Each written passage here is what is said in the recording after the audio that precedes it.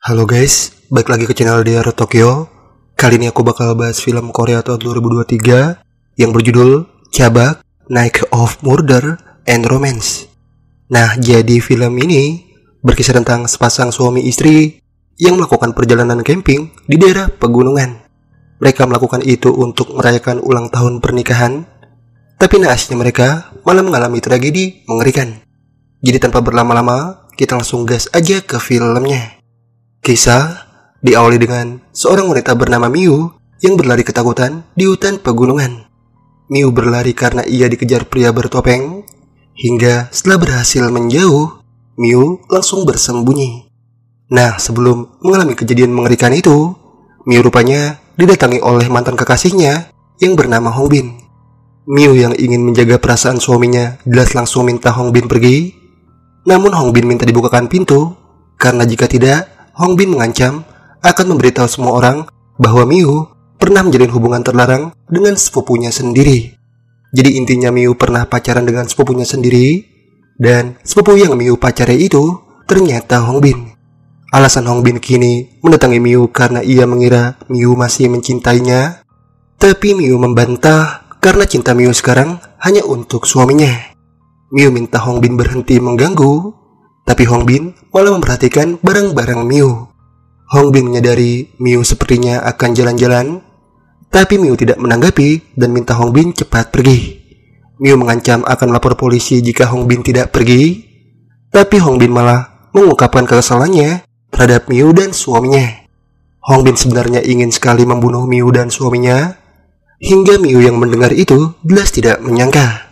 Tapi Hongbin rupanya hanya bercanda, dan ia tidak akan melakukan itu karena ia tidak bisa hidup tanpa Miu.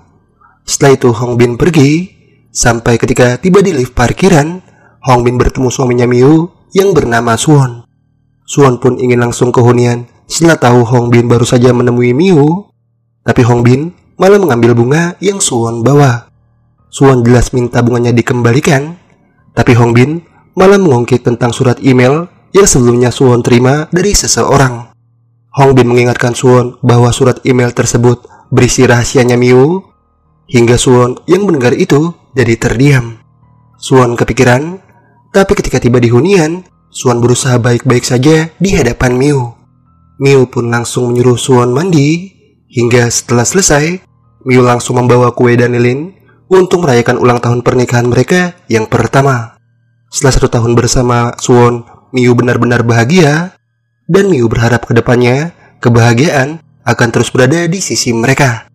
Miu kemudian memberi kode untuk bercinta, tapi karena raut wajah Suwon berbeda dari biasanya, membuat Miu jadi bertanya.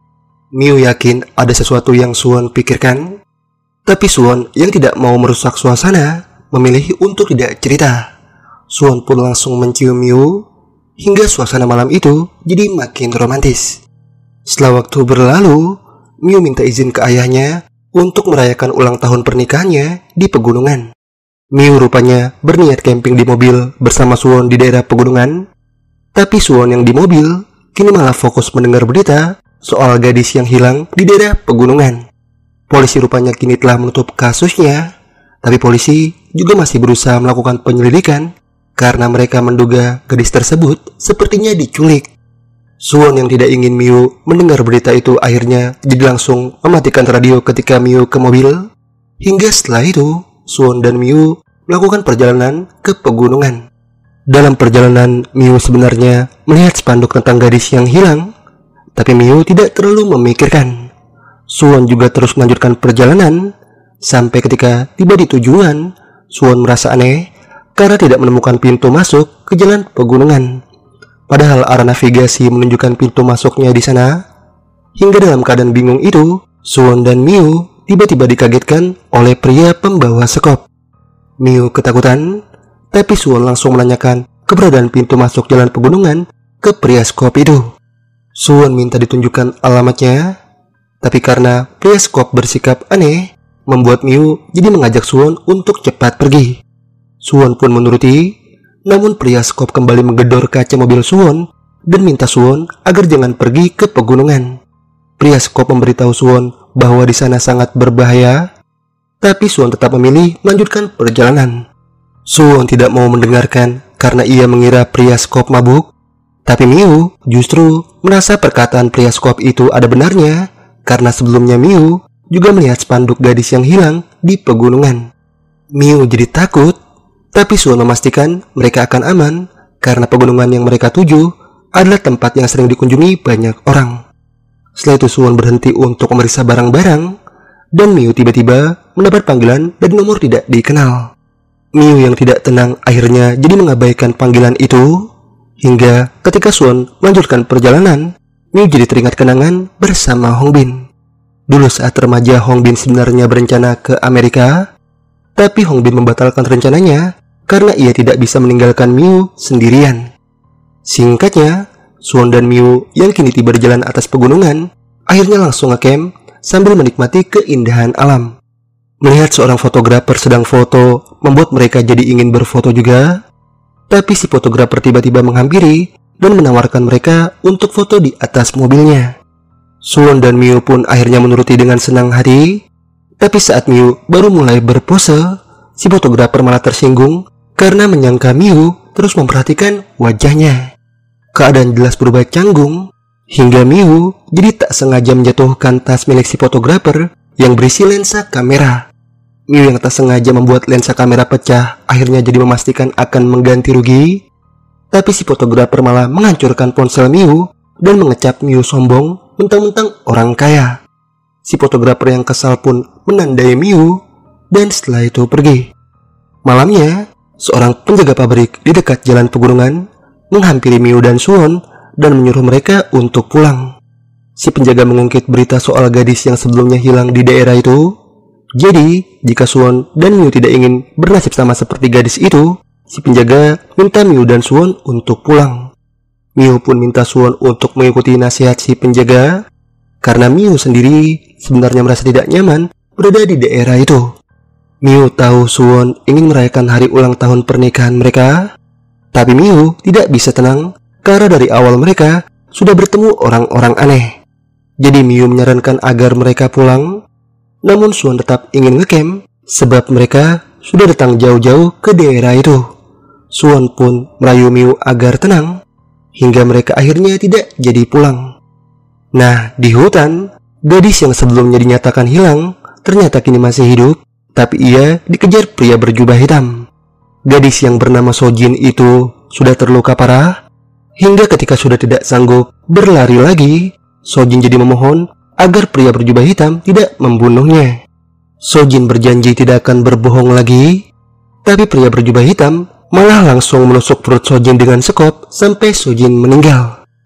Sementara Miu yang sebelumnya ingin pulang, kini malah merasa bahagia setelah Suwon memperlakukannya seperti ratu. Suwon juga sangat bahagia memiliki istri seperti Miu, tapi Miu tiba-tiba kebelet pipis. Miu akhirnya minta diantar Suwon untuk pipis di hutan. Hingga selagi Miu pipis, Miu menyuruh Suwon menunggu sambil bernyanyi. Suwon yang menuruti jadi langsung menyanyikan lagu romantis, hingga Miu yang mendengar itu jadi terharu. Setelah selesai, Suwon langsung menggendong Miu untuk kembali. Tapi dalam perjalanan, Miu melihat cahaya senter dari kejauhan. Miu pun langsung memberitahu Suwon, tapi ketika Suwon baru melihat, cahaya senternya sudah hilang. Miu yakin ada seseorang selain mereka yang datang ke sekitar gunung, dan Miu menduga seseorang itu bisa saja orang yang menculik Sojin. Miu jadi agak takut, tapi Suwon langsung menenangkan karena ia merasa tidak mungkin ada orang yang sanggup untuk naik ke gunung itu sendirian. Apalagi sekarang waktu sudah tengah malam, jadi Suwon yakin yang ada di gunung itu hanya mereka berdua. Miu yang merasa tenang kemudian jadi ingin mengungkapkan sesuatu ke Suwon, tapi Suwon tidak mau mendengarkan karena saat ini Suwon merasa sangat bahagia bisa bersama Miu. Miu yang tidak jadi mengatakan sesuatu akhirnya jadi mencium Suwon, hingga selanjutnya mereka menikmati momen romantis di dalam mobil. Miu sampai ketiduran, hingga ketika terbangun, Suwon sudah tidak ada. Miu jelas langsung memanggil-manggil nama Suwon, namun yang datang rupanya sosok pria bertopeng.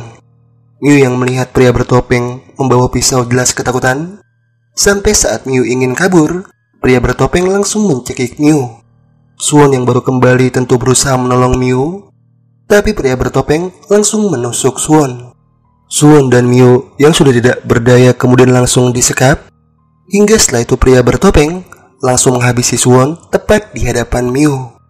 Miu jelas histeris, sementara pria bertopeng sangat menikmati aksinya, sebab tujuan pria bertopeng melakukan itu ternyata untuk membuat Miu menyesal karena telah menikah dengan Suwon.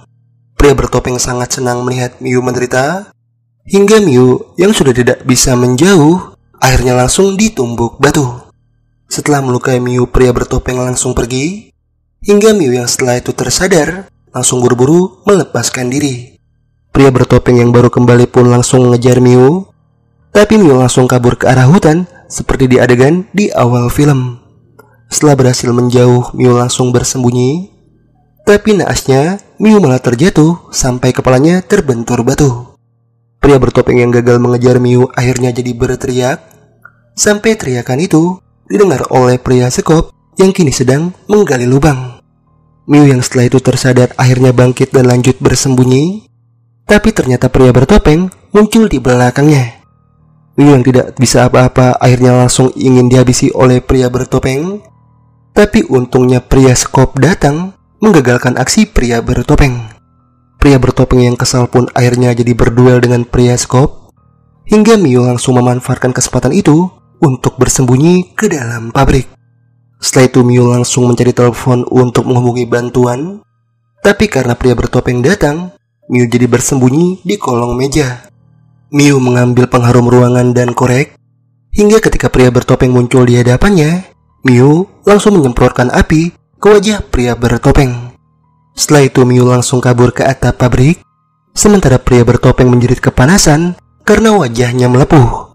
Pria bertopeng pun akhirnya membuka topengnya, hingga setelah itu barulah diketahui bahwa yang menjadi pria bertopeng ternyata si fotografer. Si fotografer yang tidak terima wajahnya terbakar akhirnya jadi ingin langsung menghabisi Miu, namun aksi tersebut digagalkan oleh Hongbin yang tiba-tiba muncul. Si fotografer yang tahu Hongbin datang jadi sangat senang, karena dari awal ia memang sudah menunggu kedatangan Hongbin. Hongbin pun langsung berusaha menghajar si fotografer, tapi si fotografer bisa dengan mudah mengalahkan Hongbin. Miu jadi memungut pisau untuk mengancam si fotografer, namun si fotografer langsung menghajar Miu sampai pingsan. Si fotografer pun mendekat ke Miu, tapi Miu yang ternyata pura-pura pingsan langsung mengayunkan pisaunya ke leher si fotografer. Hongbin pun langsung menjatuhkan si fotografer yang sudah tak berdaya, hingga kisah si fotografer psikopat sekarang sudah berakhir. Hongbin pun langsung menanyakan keadaan Miu, tapi Miu lebih penasaran kenapa Hongbin tiba-tiba bisa berada di sana. Hongbin awalnya tidak mau menjawab, hingga setelah Miu menurunkan pisau, Hongbin akhirnya menjelaskan bahwa dirinya bisa berada di sana karena untuk menyelamatkan Miu. Sebelumnya Hongbin diminta datang oleh Suwon, karena jika Hongbin tidak datang, Suwon mengancam akan membunuh Miu. Hongbin pun akhirnya menurut datang, namun saat baru ingin naik ke atas, ban mobil Hongbin tiba-tiba bocor. Hongbin akhirnya jadi jalan kaki untuk mendaki ke atas, tapi di tengah jalan, Hongbin dibuat pingsan karena ada seseorang yang memukulnya dengan sekop.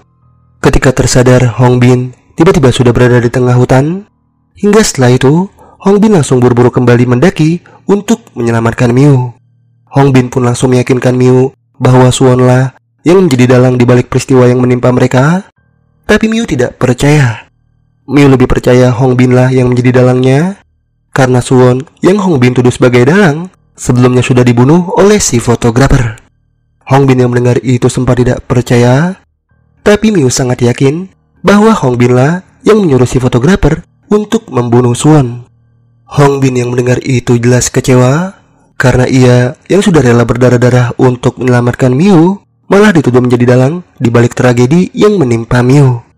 Hongbin meyakinkan bahwa ia sangat mencintai Miu, jadi ia tidak mungkin berani untuk melukai Miu.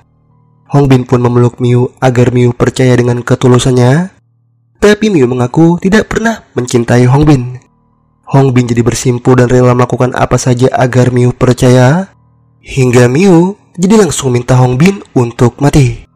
Hongbin yang mendengar itu jelas tidak menyangka, tapi demi membuktikan cintanya ke Miu, Hongbin akhirnya langsung menjatuhkan diri. Hongbin pun akhirnya benar-benar mati. Hingga Miu yang menyaksikan itu akhirnya menangis dengan penuh penyesalan. Miu pun akhirnya memutuskan kembali ke mobil. Namun setelah itu ia terdiam karena Suwon yang sebelumnya dibunuh ternyata kini masih hidup. Miu yang lega jelas langsung memeluk Suwon. Namun di satu sisi Miu juga sedih karena tubuh Suwon terluka. Suwon pun minta Miu tidak sedih karena ia baik-baik saja. Hingga Miu yang mulai tenang jadi langsung memberitahu bahwa pria bertopeng alias si fotografer kini sudah mati. Miu jadi mengajak Suwon untuk pergi ke rumah sakit. Tapi Suwon malah minta Miu menenangkan diri dulu. Suwon pun berusaha menenangkan Miu. Tapi Miu tidak bisa tenang karena ia telah menjadi penyebab Hongbin mati. Miu akhirnya tidak sadarkan diri. Hingga dalam ketidaksadarannya itu Miu jadi teringat kenangan ketika ia mengajak Suwon menikah. Sekarang Suwon mengajak Miu pergi. Tapi Miu yang baru tersadar merasa bingung kenapa Suwon malah kembali ke dekat tempat mereka ngecamp. Suwon pun mengaku ingin memastikan sesuatu. Hingga setelah itu Miu kaget karena tujuan Suwon kembali ternyata untuk memastikan Hongbin sudah mati atau belum. Jadi Suwon ternyata benar menjadi dalang dibalik peristiwa yang menimpa Miu. Tapi Suwon sengaja melibatkan Hongbin dan memancing Hongbin ke sana agar Hongbin yang dituduh menjadi dalangnya. Selanjutnya Suwon yakin Miu pasti akan membunuh Hongbin. Dan kini semua itu akhirnya berjalan sesuai rencana. Miu yang menyadari hal itu jelas tidak menyangka. Dan Miu jadi bertanya kenapa Suwon tega merencanakan semua itu. Dari awal Miu sebenarnya ingin memberitahu Suwon soal rahasia hubungannya dulu dengan Hongbin. Tapi Suwon diam karena ternyata ia sudah mengetahui semuanya. Nah, jadi 6 bulan yang lalu Suwon mendapat kiriman email dari seseorang yang berisi rahasianya Miu. Seseorang itu tahu segala hal tentang Miu. Jadi seseorang itu minta Suwon untuk meninggalkan Miu karena Miu tidak mencintai Suwon. Suwon awalnya sempat tidak percaya. Tapi seseorang itu mengirim bukti suaranya Miu, yang mana Miu mengaku masih sangat mencintai seseorang itu. Suwon yang mendengar itu tentu kecewa. Hingga sekarang Suwon akhirnya mengaku bahwa dirinya lah yang menyuruh si fotografer untuk meneror Miu. Suwon juga sengaja memancing Hongbin ke sana agar Hongbin mati. Karena Suwon sudah tahu seseorang yang mengirim email tentang rahasianya Miu adalah Hongbin. Suwon tidak habis pikir karena bisa-bisanya Miu selingkuh dengan Hongbin setelah mereka menikah. Namun di satu sisi Suwon merasa puas karena sekarang Hongbin akhirnya mati. Miu yang tahu Suwon sekejam itu jelas tidak menyangka. Hingga Miu akhirnya jadi memilih keluar dari mobil. Suwon pun terdiam. Dan setelah itu Suwon ingat saat dirinya dilukai oleh si fotografer. Nah, jadi sebelumnya Suwon bisa tidak mati karena ternyata ia hanya dilukai sedikit oleh si fotografer. Hal tersebut memang sudah direncanakan dari sebelum-sebelumnya karena Suwon dan si fotografer ternyata bersaudara. Jadi Suwon menyuruh si fotografer untuk membunuh Hongbin dan jangan mengganggu Miu. Tapi si fotografer yang memang orang gila malah ingin sekalian membunuh Miu juga. Suwon jelas melarang. Tapi si fotografer langsung memukul kepala Suwon sampai tidak sadarkan diri. Sekarang Suwon langsung mendekat ke Miu.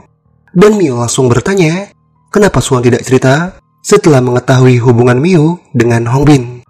Padahal Miu yakin mereka bisa bicara baik-baik tanpa harus membunuh Hongbin. Tapi menurut Suwon tidak ada yang perlu mereka bicarakan karena Suwon sudah tahu intinya Miu masih mencintai Hongbin. Miu jelas membantah karena Miu hanya mencintai Suwon dari sejak pertama kali mereka bertemu. Miu meyakinkan bahwa cintanya hanya untuk Suwon. Tapi Suwon yang sudah muak sudah tidak bisa lagi mempercayai Miu. Suwon sudah lelah melihat sikap Miu yang terus pura-pura mencintainya. Namun Miu tidak menyerah untuk terus meyakinkan Suwon. Miu mempertegas bahwa Suwon adalah satu-satunya orang yang ia cintai. Hingga Suwon yang mendengar itu akhirnya luluh.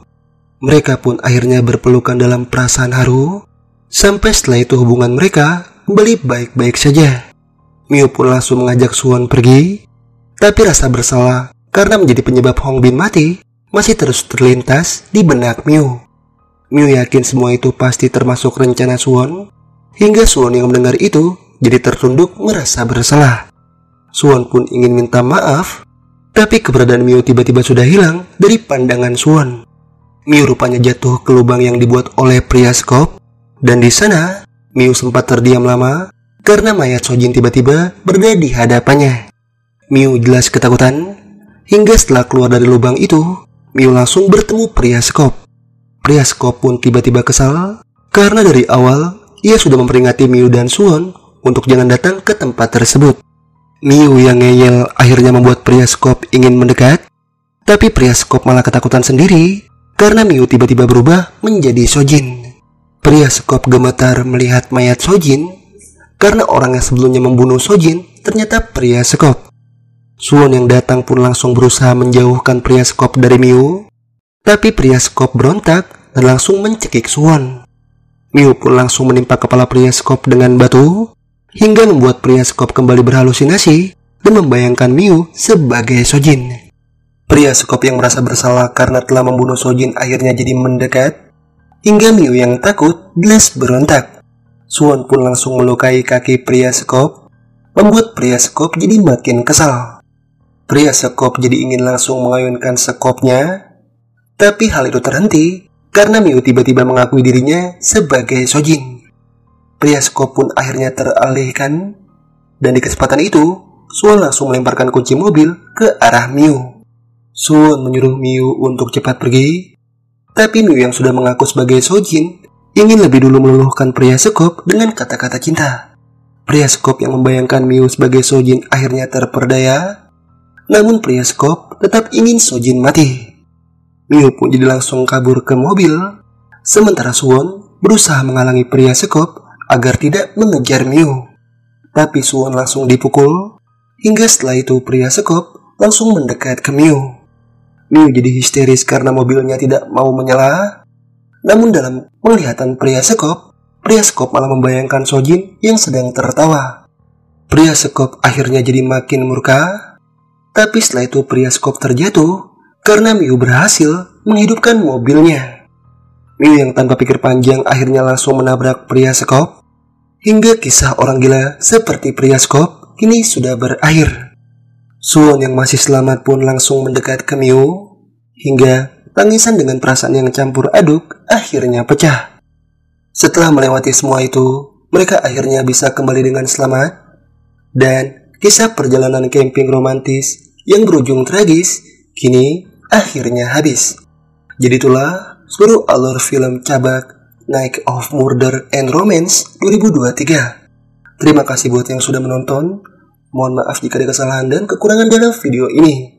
Jangan lupa like, share, dan subscribe untuk membangun channel ini. Terima kasih, see you next video.